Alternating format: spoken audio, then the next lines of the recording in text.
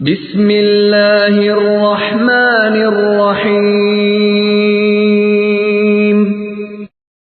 یہ قرآن اس ذات کی طرف سے اتارا جا رہا ہے جس کا اقتدار بھی کامل ہے، جس کی رحمت بھی کامل،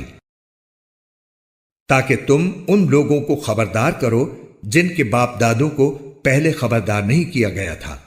اس لیے وہ غفلت میں پڑے ہوئے ہیں۔ حقیقت یہ ہے کہ ان میں سے اکثر لوگوں کے بارے میں بات پوری ہو چکی ہے، اس لیے وہ ایمان نہیں لاتے۔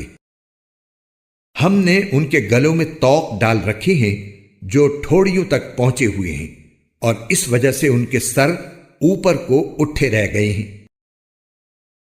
اور ہم نے ایک آڑ ان کے آگے کھڑی کر دی ہے اور ایک آڑ ان کے پیچھے کھڑی کر دی ہے، اور اس طرح انہیں ہر طرف سے ڈھانک لیا ہے، جس کے نتیجے میں انہیں کچھ سجائی نہیں دیتا۔